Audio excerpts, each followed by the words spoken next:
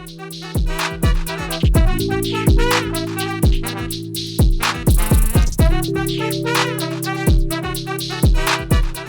guys, Montel here, and welcome back to another episode of Free Thinking with Montel. Of course, I'm Montel, where we challenge you to think about the world and your place in it in new and revolutionary ways. Today, you're in for an insightful conversation that cuts deep into the fabric of our society.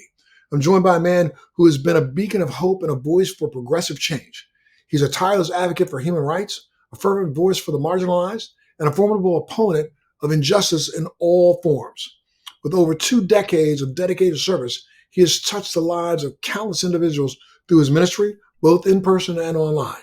His commitment to speaking out against inequity and bigotry, even in the face of substantial opposition, embodies a spirit of resilience and unwavering hope. Mr. John Pavlovitz, thank you so much. It's an honor to have you join me here today on Free Thinking. Thank you so much for being here, sir.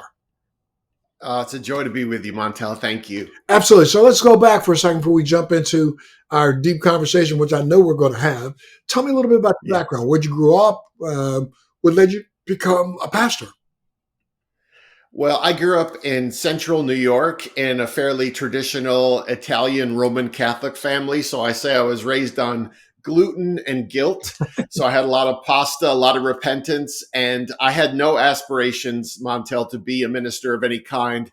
But I was raised with a deep faith story. And as I got into college, went to school for graphic design, was working as an art director, but slowly got pulled into local church ministry, volunteering with teenagers, and found that I had a heart for that turbulent time of adolescence, and slowly got drafted into ministry, left my full-time career. And that was about 28 years ago now.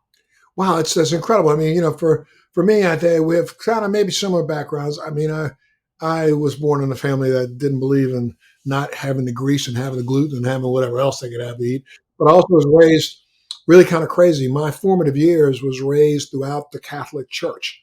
And I will say that's what actually turned me against religion. I went the entire gamut through catechism, I was an altar boy, I worked in a church, and, till about I think I must have been 12 or 13 years old. And I had a really bad experience with a priest as an altar boy. I wasn't molested, but I had a priest who made an attempt. I literally had to stay after mass every Sunday to put away the sacraments and those things. And I remember standing in his office and opening up that vestibule thing that he had and was putting the sacraments back in there. And he came up behind me in a way that and now I'm a 13-year-old kid who really had no knowledge whatsoever about what was going down. I mean, but I just felt so uncomfortable that I said, back up. And he didn't back up. So I elbowed him really hard in the stomach, which put him back. And then he went to put his hands on my shoulders, and I was about to knock him down. So I just left, went out of church, went home. And very funny, my mother was one of these Advent, we almost went to church every Wednesday and every Sunday. And at that point in time, my father, who did not go to church with us, he only went to church maybe on Christmas, if that, or maybe on Easter, if that. I came home that Sunday, and I said to my mother, I remember I had my the outfit that they made you wear, that I had a bag, and I took it, I threw it on the floor, and I said, I'm never going back. My mom said, why? So I want to go back. And she looked at it. That was the first time I'd ever really back-talked my mother that way. My father was in the other room, and he said, boy, get your ass in here. And I knew I was getting ready to get beaten, but I was ready. You can beat me. I don't care what you beat me all you want, dude. I'm not going back.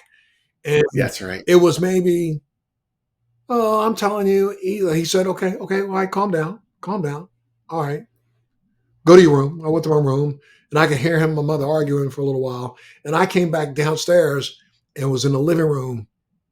They were in the kitchen.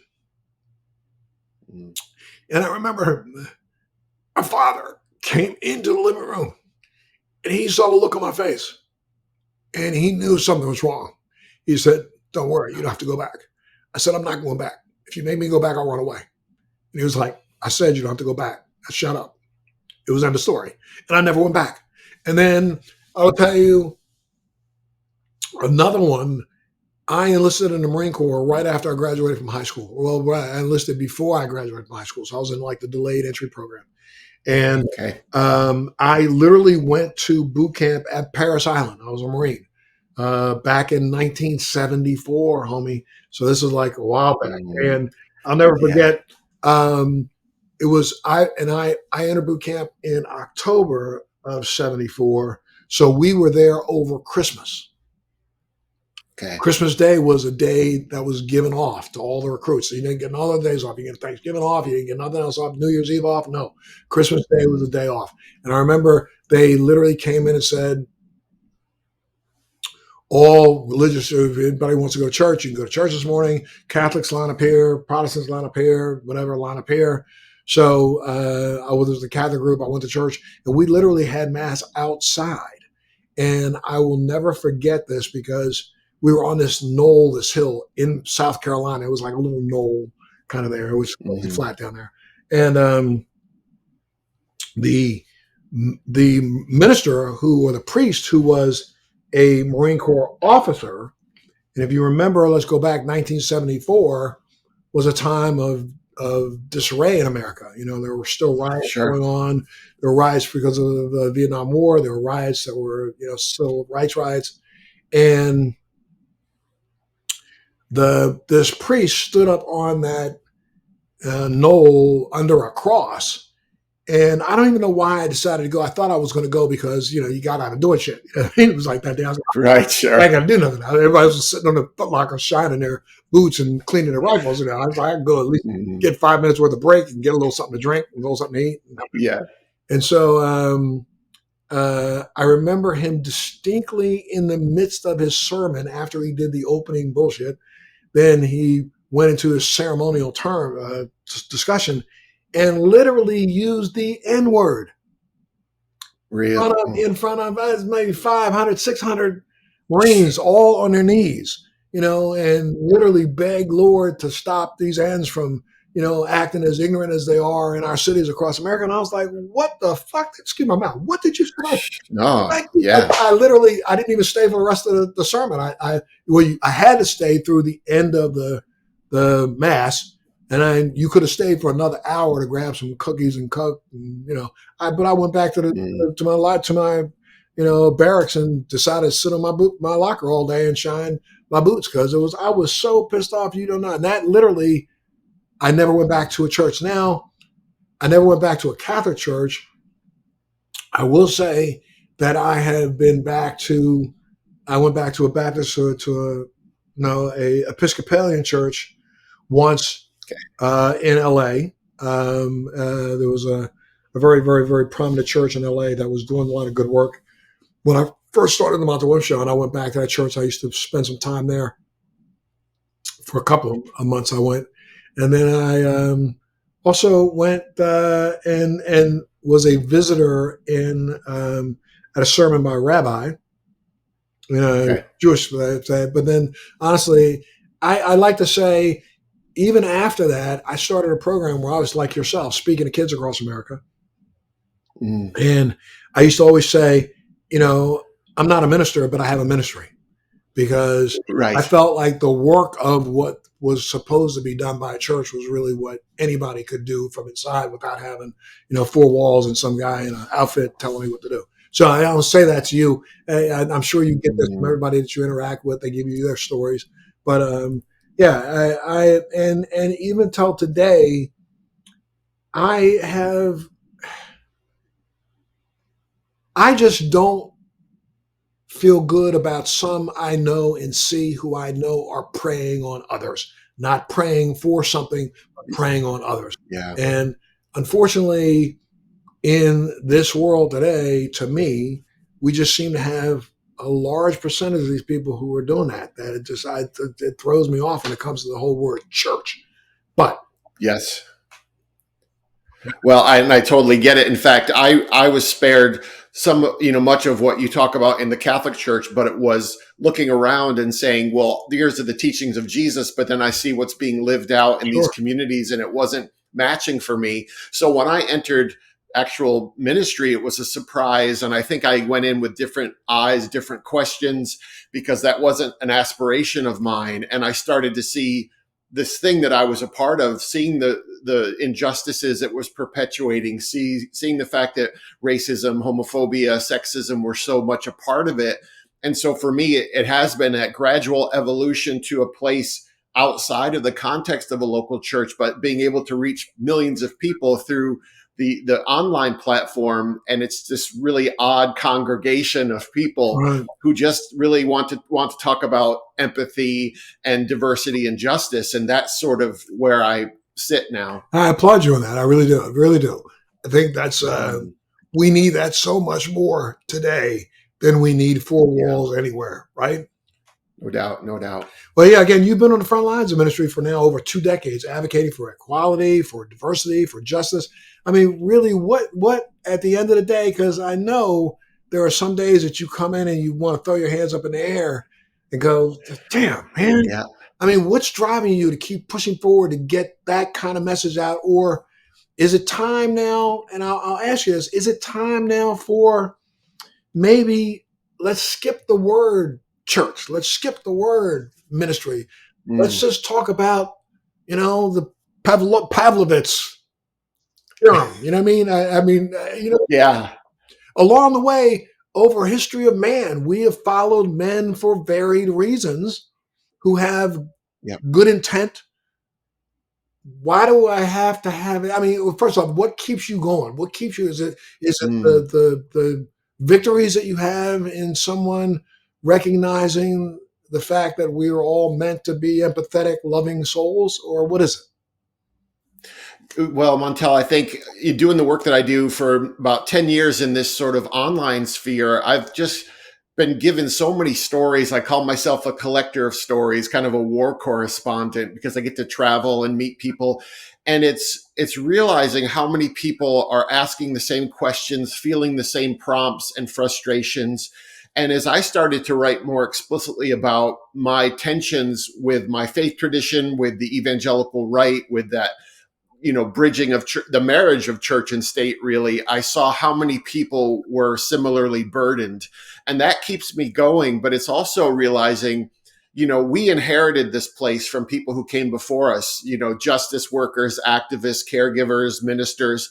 And this is our responsibility now. We're at this place in time in history. And so we can't blow it. We can't get too tired. We can't drop out. So hopelessness is not an option. And so that's what keeps me going. The fact that we're here right now and people are going to inherit what we leave. And so what is our legacy going to be? Yeah, and again, when I hear that, as a calling to be a part of mankind, to truly be a Mm, kind man. I don't yeah. hear that as a calling for me to say, I've got some religious followers. I mean, I really would feel terrible if you felt like I'm trying to argue against No, not at all. some of the religious things that are written. I have a real hard time, and maybe as part of it is like a lot of people in my generation. You know what I mean? I'm a definite baby boomer. I have a hard time believing science, believing what I feel is truth in what I can read and discern. I mean, I'm not stupid. I can read a fucking book, excuse my mouth. I can read it. I can Sure. understand it. And, when I look at the historical context of something that we call this thing that people live by that's called a Bible, I'm like, will you please stop? Will you come on Yeah. now? I mean, we know what's it going to take us having to dig up some more Dead Sea Scrolls and the the chapter one says, Right. I want you to follow this bullshit. I mean, is that what's going to take? Because I mean, from my perspective, there's so many things about what these people who run around holding Bibles up. I don't care if they're politicians, if they're legislators, they hold this thing up. And we know that this thing is an imaginary document Mm, that was put together multiple times by those in charge. As we look at any historical document, he who right. wrote it got the final say. Yep. Well, and for me, it was looking at, hey, this church that I'm a part of, it's responsible for bending the arc of the moral universe away from justice as much as it's been in helping people have more human and civil rights. And I started looking around, and especially in the last, 10 years in America, and all of the hatred and the bigotry is coming from professed followers of Jesus from, the white American evangelical church. And so, yeah, as for much of my life, I fought with and for my tradition. And at this point, it's, I wrote a book called If God is Love, Don't Be a Jerk. And that's essentially what it is. You can have whatever convictions you have. But for me, I would never want to legislate anyone's belief system for them, or to legislate their marriage, or, what they're doing with their lives. And so that's where we are, because I think religion and politics at their worst leverage fear, prejudice, phobia, which is how we've gotten to where we are. And so, it was really very interesting. About 2 years ago, got asked by a very close friend of mine whose daughter was getting married. And the groom literally said, Montel, we would love you to do the ceremony. And I was like, wow, for sure. I'll do that with you. So they were set about getting me. I've got a, ministry. I'm a minister in California. We got this thing that Mm-hmm. they paid a couple bucks for, and boom, they sent me back this thing. I signed it. I'm now the minister. And I decided, because they said to me, look, we really do not want a religious based ceremony. We like a ceremony Mm-hmm. about true love and feelings. And I said, done. Yeah. So I started doing some studying. And then, and I really, I took it upon myself to make sure that they had what I felt was one of the best experiences that they would have in their life, because that's what marriage was all about. And so I did some real deep studying, and, there's 100 people there, well, more than 100, maybe 150 people there. They had this destination wedding, and, I wanted to make sure that those that were there got as much out of it as the bride and the groom. So I took a few minutes to just do a little historical digging, and was blown away in my 3 weeks. You studied for 20 years. I'm telling you, in my 3 weeks of study, I was completely blown away. And things like, we hear all these far, I can't call them right, left. I don't care which direction they go in, but all these people who talk about, well, marriage is something about between a man and a woman, and marriage. Right. And I was like, wait a minute, excuse me. Did you know that Nero got the church to sanction his marriage to 2 different men? We're talking thousands of years ago. Yeah. His first and second wife were men. So therefore, it wasn't between man and woman. And the church sanctioned that because Nero said so. If you don't, I'm going to kill your ass.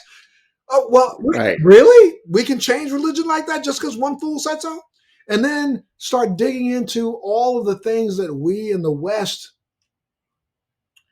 actually uphold as the highest tenets of, let's say, marriage. Like, the idea that, marriage was sanctioned by the church. It really was never really sanctioned by the church. It was something that was done by these guys that were roving ministers or rabbis that walked around to get a free meal and, free food and free lodging for a week in preparation. Yeah, that was something that they did. And then, even as we dig into things like, you go buy a diamond ring. Well, diamonds only came about because the birds shoved them up your ass.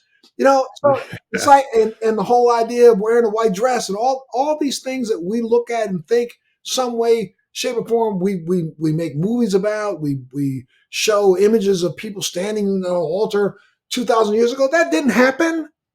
So, Right. I literally had, and it was very interesting because at the wedding, there was a couple there that were,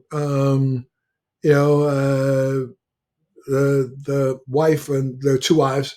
One of them is, not transitioning, but is definitely, transsexual, and the other one is, a woman, and I wanted them to feel included also, and so I kind of just threw out Mm-hmm. facts, and then talked through the fact that really what this was always about from day one was, letting the entire community around you know that you loved each other enough to say, I'm committed to this person for the rest of my life. And if you remember way back when marriages first started, a marriage was only good for 1 year. A woman had the right to walk Mm. out of that marriage at the end of the year if there were no children involved and walk away. And then they had a second ceremony to in some cases, to solidify that for the rest of your life. So, Mm. I mean, it was very interesting just in my own delving into it. And there was a minute where I thought, I really enjoyed this. I enjoyed it because it was a matter of talking about love, talking about That's right. kindness, talking about obligations not only to this person, but to this community. Mm. And I for a moment thought, boy, I would love to do this for those who want this kind of a ceremony. I would love to do this for them for the rest of my life. You know what I mean? But I went, Yeah. because I would need to go back to school and really go back to school. And I said, nah, I'm not going to do that. I'm not going to half step. If I'm going to do this, I'm going to fully do it. If I'm not going to do it, That's right. no. Yes. Yes, yeah. So anyway, I just thought I'd share it with you. It was because I mean, I think it's so many things that people don't know about what they claim to be religious tenets that really is not. And really the whole idea that most people think that religion, they're trying to legislate their religion or create a theocracy. And really the essence of any spirituality is that is a decision that one person makes. It shouldn't be compulsory. And so that the moment that happens, you're in a dangerous place. And I always say the greatest border crisis we have is the one between church and state. And so totally with you. And I love the fact that I get to write words and those words get to reach the people who they resonate with. So when I have agnostics and atheists and Christians and Buddhists and just all kinds of people showing up and saying, we want this world to be more compassionate and just than when we arrived. And that's really the best aspiration of being a human being, like you said. So now let's talk. Let's jump a little bit into your book. Your new book is called "Worth Fighting For." Is a call to arms at a time when cruelty seems to be trending.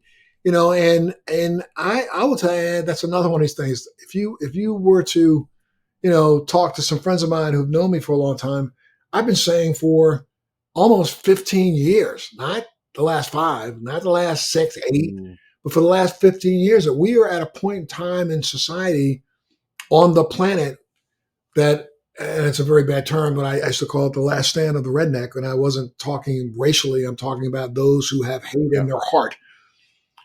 We are at the point where those who have hate and hate has driven them, they are ready to stand toe to toe, get in their corner and say, let's go. And I just don't get it. And I think some of that has to do with what we deem or call technology. I've said to people before, when you take a look at when we as a society started to change, and I've been around long enough now to kind of look back at my life and kind of think this through. I remember back when John F. Kennedy was shot, and I want to take you back for a second and get your opinion of this. Sure. Before John F. Kennedy was shot in the streets of Dallas, you couldn't look at a television show or a news program or anything, even about the stories about the Vietnam War. You never saw a dead body. You never saw one. If you go back in time, look at old shows like the FBI or this, that, and the other, any of the gunslinger shows. You see a guy shoot the gun, boom. You see a guy fall off the horse, but you never saw the dead body land on the ground. If you saw the FBI shoot a guy, he always walked up to him, and the camera was always from the ground up, looking down. Oh, he's dead. Never turned the camera back around and looked at the dead guy. When John F. Kennedy got shot, they put televisions in children's classrooms. I was one of those children. And we watched this man's head get blown off. And then they played it every single day as much as they could. And from that point forth, they started showing you the dead bodies on the ground in Vietnam. They started showing you the dead bodies of the children running down the street being burned by napalm. And from that moment on, it was almost as if I don't get to see it, it ain't real. So therefore, I'm going to see everything. And since then, when you look at the graph, the amount of what we see now, this voracious appetite for as much. Look, I'm not a prude.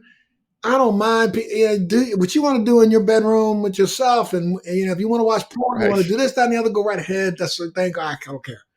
But when it's got to be a part of every single thing I look at. I mean, Mm. today, if you or the last couple of weeks, if you turn on the television, all you hear about is the fact that there are people trying to defend the behavior of a man who called himself a president, who literally cavorted with prostitutes and hoes, and okay, and porn stars. And though we know that to be a fact, we're trying to justify that and hide the fact that it was done by saying, "Wow, he didn't really pay for it." What? I don't know. Right. What do you think? Yeah, I think you're right with the media in general, and then social media. And I think, having been a youth pastor working with young people, seeing the change from, young people who were raised pre-internet, and then those who straddled the line, and then now people who've only known that, you see this exposure to so much that happens so quickly. And I think the sheer volume of information we get and the trauma that we experience is almost impossible for our bodies and our brains to hold. And even though there's this curiosity, as you said, to seeing it desensitizes us, but it also can give us so much grief and stress. So there's a constant battle, I think, in trying to stay informed and not and right sizing the threat, and making sure we get some space from that, because we're not designed to carry as much as we are now carrying information And I wise. think if you can hit that even a little bit harder if you want, and go ahead and take a minute to preach to my viewers, but I don't think that they even understand how much stress they are put under. You watch Mm, some of this stuff and you cut it off and you go on to cook your dinner and you go on to you think that stuff is gone. It's not gone. It's still back there. It's still back there in that's the right. back of your head. You're still thinking about it. I mean, I easily can get caught screaming at my television screen when I'm watching the news going, bullshit, stop. It's so crazy. And I Yeah. think to myself, stop it, cut the TV off. And, Yeah. then 20 minutes later, I'm still going, bullshit. It's because in my psyche, what I saw, I can't unsee. And, Hmm. I'm a little different. I believe some things that I think, 100 years from now, they'll start to recognize. I think that rather than what we believe to be 10 to 15% of our brain cells are actively active, I think that's bullshit. I think the truth of the matter is 90 to 95% of them are active. They are constantly recording, writing Yes. down, chronicling everything in our lives. I mean, we walk through life, and most people don't understand that what we think is what we see is really truly not what we see. Because when we're Mm, looking out in front of us, our brain filters out the dust. Our brain that's right. filters out the dust blowing up off the ground. It's flying towards us. Those little particles that are in the air right in front of me right now. My brain's filtering those out. But now, if for some reason I was able to stop that filter, I would be completely blown away by what is in front of me. It's just like, I think our observations of some forms of autism is completely off. I don't think what Mm, we understand when we look at a child who seems to be so hyperstimulated. The reason why they're hyperstimulated is because they see what we don't see. When they're looking out in that's right. front of them, Yes. they're looking out in front of themselves. They see the tree, they see the grass, they see the dirt, they see the building over there, they see the flowers. They see there's so much coming at them at the same time. But Mm, the regular, or not regular, but let's say the human being on the non spectrum has things in their brain that helps filter out stuff. I mean, if I'm standing on a street corner, probably 15 cars can go by. If you ask me what all 15 of those cars were, I might not be able to answer you straight up. However, if you take that filter yeah. off, every single one of those cars is in there. Maybe when I Mm. lay down tonight and I'm laying down, and get ready to go to sleep, in my dream, I may see all 15 of those things go by. You know, Yeah. And the thing is too, we realize that whatever food we put in our bodies is going to reside in our bodies, and it's going to be absorbed. And we don't do that with the things we take in, but that's true as well. And I do a lot of work in compassion fatigue, and that's, trauma resides in our bodies, whether we go through it or secondhand, whether we read about it or see it. And so that's where we in our headaches and our clenched jaws and our elevated heart rate and our stomach aches. So we take the exterior and we pull it in, and we need to be able to process that. And so many people don't have the desire or the community to do that in. And so adults may have some skills to do that, to manage that, but most young people don't. They don't have a venue to sort of process everything. So I think that's where we're missing the mark as a society. Yeah, and I wonder again, for us to even begin to walk down the path of understanding where America is today, we've really got to put a scope on all the things that we've forgotten that's out there, easily accessible to the younger mind. I mean, that the kid is sitting in the living room while the parents are watching the news, even though they don't think that they know what the news is all about. That child's absorbing every phrase, every word, every sound that they've heard. And whether or not that sound is right there immediately processed or it's processed later, that could be what is triggering that nightmare tonight that the child doesn't even recognize as triggering. Yes. And I think when you see the rise in depression and suicide ideation or self-harm or, body dysmorphia, you see a lot with people using social media and measuring their lives on that too. That's the other part of being young and being raised in an environment where you have this level of comparison that we never grew up with. We had a circle of friends, and we experience life in that way, but they're having thousands of strangers they're trying to compare themselves to. And it's just, there's so much for them. So I constantly ask parents to be mindful of the fact that their worldview is being shaped in real time, their sense of self, their ideas about the world. So doing the work I do, I'm always in the political arena and the realities of injustice, but I'm always having to make sure that I frame them properly for my kids so that I'm not giving them too much to handle, because I don't want them to be terrified about the world. I want them to have the same chance at seeing positive, life-giving things. When you said about it, you wrote this book, and I think it's as timely as it could ever be. It's well needed, and I will tell you, I haven't read the whole thing yet, but I've probably gotten through the first 3 chapters. And, and been looking at in the first one, the warning signs, and you talk about the fact that, when a warning light goes on in your car, you don't not pay attention to it. You pay attention to it because that's telling you impending something. Something is coming that you need to make sure you're aware of. And we don't look at those warning lights and warning signs in our own lives, right? That's right. Yeah, we start to, our lives, we're so in our stories that we don't see it from the outside, and to see that, well, our depression or our impatience or our relational problems, they might be about what we think they're about, but they might be about the fact that we are just depleted physically, emotionally, spiritually. And we have to pay attention to that because our bodies are saying something is not right. And you can press on and double down or speed up. And really, sometimes what we need is a pause. And really, because if it's a physical pain, we're usually okay at going, okay, eventually I'm going to have to see a doctor.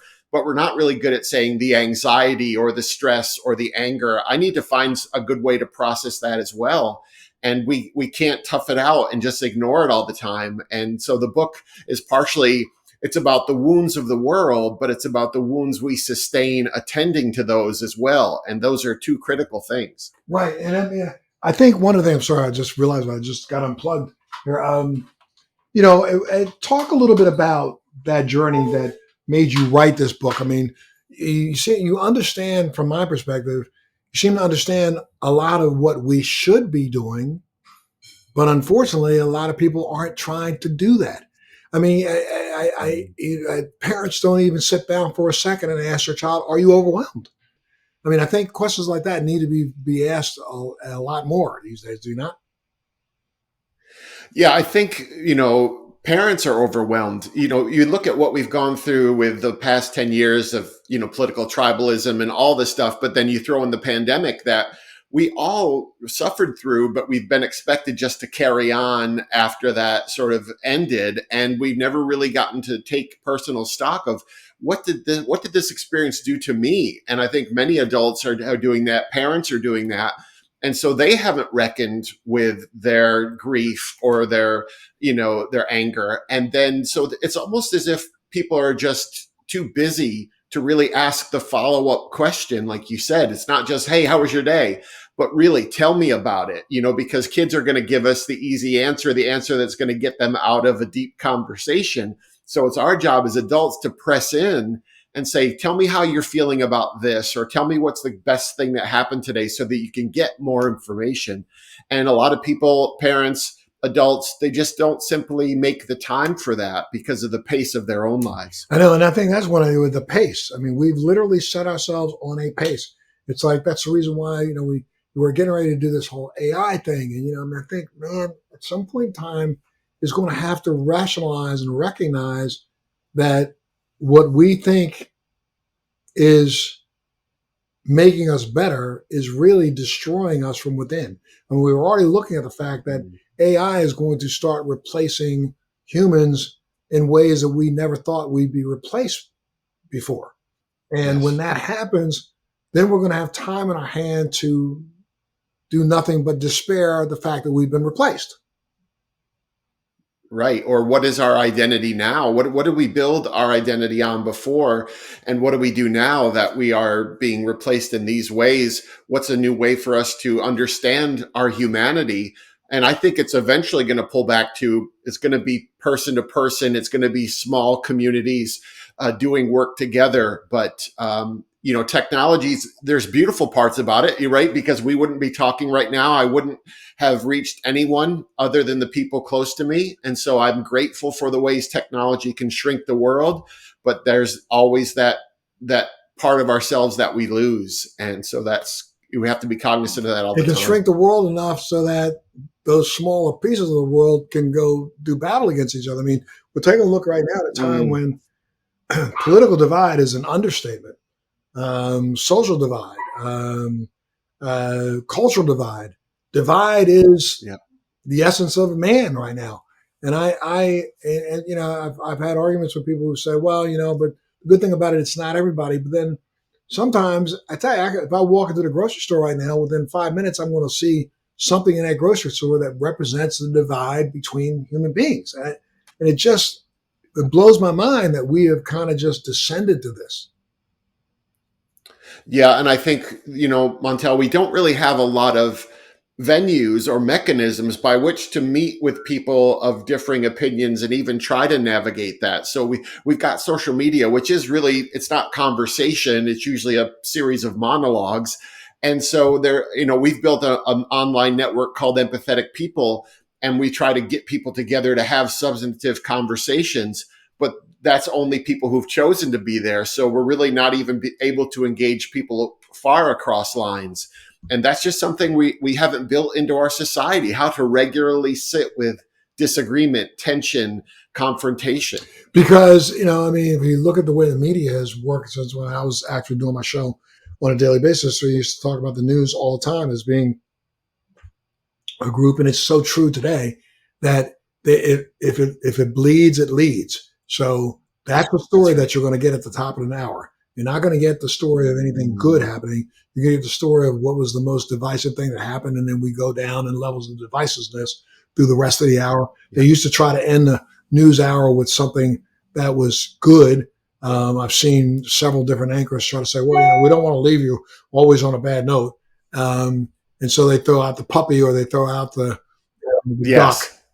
They don't throw out the human being good to another human. You know what I mean?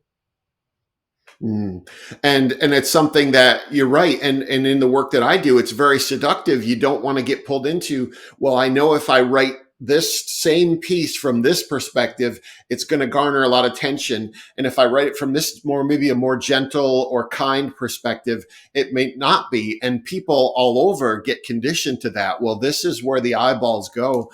And it's, how can we, when I talk about, can we make compassion trend again? Can we make that the beautiful thing that we say, look at this, this is actually redemptive, let's pay attention to this? So it's an uphill battle, but it is happening in certain venues. Well, and that's what you worked on very hard with your book, is to try to kind That's of right. walk that fine line to make people understand that, yes, this is where life is. However, it doesn't have to be there. You can actually work as hard in your own space. I mean, I think it's going to get down to, the individual. Each individual is going to have to take some responsibility for their own empathetic Yes. footprint on the planet. That's And that's right. Because, excuse me, I was just going to say, political leaders and religious leaders, they're not going to lead the way, because they have trafficked in the division to some degree. And so it's going to be from the ground up. It's going to be people in the small and the close that they're going to do this work. And I always tell people, in the heart of the book is, we always have two things: proximity and agency. We're always somewhere. We can always do something. And so our responsibility is, I'm here now. What am I going to do with this time? And this is my life to leverage. to hold on to compassion, even at times when we are so polarized. How do you, in your book, how do you explain to people how they can try to do that themselves? How can they continue to hold on to compassion without, being weary, without getting tired of the fact that the rest of the world isn't following in your footsteps? Montel, I think it's about staying curious about people, not saying, I know how this person votes, so I understand the totality of what they believe, or I know the church they go to. It's really, getting to learn individual story. And it's to realize the power of our stories on us, our origin stories, as we were talking about. Some people, if they're raised in a culture of the church for 40 years where they're taught that God hates gay people or God is a white man, it's going to give you a perspective that you're not outside of enough to really see how toxic it is. So part of it is learning people's stories so that we can understand. I always say, look for the fears and the false stories that people have and try to give them better information, because most of the stories that we have are filled with fear, and fear, grief, and loneliness. They really hit all of us. And so I try to look for where are fear, grief, and loneliness being manifested in someone's life, because it's going to get reflected in their politics or their theology or how they treat people. Yeah, I mean, you talk quite a bit in your book about how the fact that, you have to emphasize the power of the individual's actions to inspire change. I mean, share a couple of examples where you saw this play out in a powerful way. Well, for me, it's in the way that activism has been born out of maybe the last 6 or 7 years. So I've got, one woman, a friend of mine, she saw this political divide after the 2016 election, which many of us saw and had seen before that. But she said, I'm going to invite people over to my home who are politically and theologically opposite me. I'm going to sit with these women every week, and we're going to have brunch, and we're going to play cards, but we're going to dig into these difficult conversations. And she's been doing that for years now. And it's been really unpleasant at times and uncomfortable, but she's seen these breakthroughs when a person is vulnerable enough because they've been with someone, there's an equity of trust, and they share something that they would never share online, or if they did share it online, they would get killed for it. So I think it shows me the power of time in relationship with people. There is something to be said for that relational capital that we build up. And that's only going to happen with people in our immediate circle. And so that's where the stories, that's never going to trend online. It's just a beautiful thing. Like, to me right now, you've not said one thing that is worthy of being considered controversial to me. However, you know that there's going to be inevitable backlash and criticism for any one thing that you've said. How do you continue to deal with that and to keep pushing forward? Well, I think it's always in checking your motive. Doing this work, I have to say, what is my intention in this moment? If I'm in a heated conversation online, am I trying to show someone something that I believe they need to see? Or am I trying to put them on blast or humiliate them? And sometimes it's really difficult to know. Sometimes I get it wrong. And so it's constantly asking myself, what is my intention? And then am I proceeding? Are my words as wisely chosen as they can? Because as you said, people will use your words and use them a million different ways, but you have control of your intent and the skill with which you try and share what you're feeling. And so I do that every day. But I realized, on that first, I had a blog post that went viral that started all this, and that was 800 words. And those words were released into the world, and people found them, and they can, they're going to take their backstory to those words as well. And and especially right now. I mean, I couldn't. I don't remember a time when we have been. I seem to say I can say it every single day. I don't remember a time when we were this divided, and then tomorrow I can say it again because we got more divided. Yes, and then more divided the next day, and more divided the next day. I mean, we're divided on everything. And the fact that people can believe some of the stuff that they believe, I just don't understand. I mean, how do we get social media under any control whatsoever, or is the cat out the bag and we ain't ever going back? Well, I think the way social media works is like a car. If you and me bump into one another on the sidewalk, we're going to say, "Oh, excuse me, sorry," and smile. If we do that in our cars, we might, their horn, we might give some hand gestures because we are insulated. There's this false sense of self that we have in that car. And I think social media can work the same way. We don't treat people, we dehumanize people by the fact that it's there. It's not even what's on there. It's us using that. So it's really about us deciding who we're going to be on the street, in our cars, and on social media. And what would you suggest to people, the folks out there, about how to be proactive in managing their social media and their news consumption and make a positive impact on them rather than a negative impact? Yeah, I tell people all the time, I've got sort of a list of things to do to guard yourself from compassion fatigue. One is get on social media, because at its best, you can get informed. You can find your tribe of affinity, and you can perpetuate anything you want to. You can put whatever message you want out there. That's really a gift. But then we have to pull away, because at times social media hits us with so much bad news that we can artificially enlarge the crises. And so at times it can make us so toxic. So we have to pull away and recalibrate into places of solitude, nature, rest, prayer, meditation, whatever that is for someone. But we have to get away from the fray so that we can really make sure we're course correcting the way we feel. I heard a number the other day that really blew me out the door. I was like, I think the number is around 47,000 people a day take their lives. We talked about it for a long time, about the fact that, no, it's not 47,000, 47,000 a year. And okay, a day, the numbers can be between anywhere from 17 to 22 veterans take their lives, anywhere from 30 to 60 civilians take their lives. I mean, if we hit a point where we're not, and as a society, we haven't done much different in the last 10 years about how to try to protect those people and save those people. I mean, are we really that completely oblivious on the fact that mental health is in a crisis in the world and in our country? Or do we just don't give a damn? Well, I think there's a lot of layers there. Some of it is we know more, so we're hearing those stories. So maybe 10 years ago, this would happen and it would be just something that never really hit our psyche. But the other thing is, some of us have grown so used to it that it's just white noise.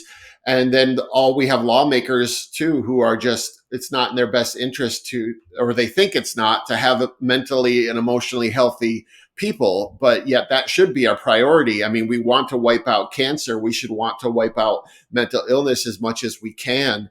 So we have to approach it. I mean, we've gotten better, I think, at not stigmatizing it, but we haven't gotten much better at giving people effective means by which to be helpful, to be helped. And so mental health is a challenge on our best days. Well, looking forward, I mean, what do you think the key areas are that you believe we should focus our energies on to foster more of an inclusive and just society and a more empathetic society? I think we've got to have a little humility. I mean, we all believe that, our cause is right, our motives are pure, and our methods are just. Everyone does. But I think we have to have a little bit of humility to say, I might not be completely right here, or I might at least be able to learn something from someone else's experience. I might not even like them more the more I get to know them. I might disagree with them more, but I'll see their full humanity. And I think dehumanization is at the heart of all this. And if we can keep the humanity of the person across from us in mind, we're going to treat them better ultimately. Right. Talk a little bit about something you said in your book. Happiness is an inside job. Talk a little bit more about that. Anything like that. Talk to me about that. Well, I think there always is expectation that circumstances need to be perfect for us to get to, the when I get this much, then I can be happy when we get the kids out of college or whatever it could be. And we're always living perpetually in the future. But I think gratitude allows us to be present in this moment and say, if nothing else changes, is there still something worth celebrating? Is there something worth living for? And so that's huge. So it's not as though we ignore the outside world and are happy in spite of these terrible things. It means we are grateful for the parts of life that are beautiful, that are life-giving. And we can choose to dwell on that anytime we want to help sustain us for the other battles that we have to deal with. I did coined a phrase many years ago, and I've even fallen out of doing it myself as I used to do it on a regular basis. But I used to make sure that before I went to bed and went to sleep, I would think to myself, what did I do today that's worth talking about tomorrow? And I never included in that, some victory, financial victory or something like that. I always just thought about, what did I do for my fellow man or to better my place in life? What did I do today that's worth talking about tomorrow? And so few people actually acknowledge the goodness in their life here and now. Yes. They fail to recognize the fact that you woke up and you're breathing. I mean, hell, I had a fucking stroke through my mouth, had a severe stroke 6 years or 5 years ago that I shouldn't even be here for, but I'm here every day. Right. And I've got to be happy with the fact that, damn it, I was able to go to the gym. I'm able to talk. I'm able to speak. I'm able to walk. I know other people who had strokes at the same time that I did who are right now completely incapacitated. And, there is glory in that for me and thanks in that for me for still being here and being able to be a contributing member of our society. You know what I mean? Yeah. And I went through a brain tumor surgery a couple of years ago, and same thing. Someone asked me about it. I did a follow-up interview from my last book, and he said, "Hey, you were going through this. How are you?" And I said, "Fortunately, I barely have to think about it now until someone asks me, and I have to realize what a joy that is." And there's a myth, Montel, that if we're compassionate people or activists or social justice minded, that we always have to be in this state of anger or unrest because it's somehow disrespectful to our work. But actually, a life of joy makes us better activists. It makes us whole people. And so we can go and do the work because, we can all become martyrs to our own empathy. And the truth is, we want to celebrate life so that we know what we're fighting for, so that other people can have that. So you have to have that gratitude, or you just become perpetually angry. So, John, I tell you, if there was one person that I would love to have put on a crystal ball, and I hate to put you on the spot to ask you to do so, could you put on a crystal ball for me and tell me, do you think we can get out of this abyss? I mean, do you think there's another side? Your book is worth fighting about. Before you answer that, go ahead and give people the name of the book where you can get it. Yes, it's worth fighting for, finding courage and compassion when cruelty is trending. You can get it wherever you get your favorite books. Okay. And with a crystal ball on, do you think that we're going to find more people who would believe that what we have is worth fighting for? And can we fight our way out of this? Wow. I would say right. on my best days when things are going well, depending on the hour, I'm really optimistic because I do see that there are people, what I would call the humane middle, who are not going to be about the incendiary stuff. And if we can re-engage them and let them know that their voices matter, I think that's where the beautiful stuff is happening. And I'm fortunate because this online experience has allowed me to reach people across every kind of divide. And so that gives me hope. When I see so many people interacting, it's showing me that they're asking the same questions and feeling the same burdens that I am and that you are. And so I think we have to just remember that an election is not going to change. These fractures have been here before and they're going to remain. And so we have to remember that all the discord and all the hatred and the bigotry and the fear, we have to keep pressing into that. It's not about one group of people saying we've got it made now. It's about saying we're in this together, right? We're one interdependent community. And until we realize that, we're going to keep doing damage to ourselves. So I see the hope, but it's going to have to be despite politics and despite organized religion. Gotcha. Well, my friend, it has really been such an honor to talk to you and converse with you about this and help promote love over hate and unity over division. And it's truly commendable what you're doing. And to all our listeners, I want them to, keep standing up for what's right, keep loving fiercely, continue to think freely, and make sure you understand that, this is worth fighting for. There's no ifs, ands, or buts. There's never been a country like this one, and there may never be again. So we need to lead the way for the rest of mankind. And hopefully we'll actually ascend to the next level that we're supposed to ascend to.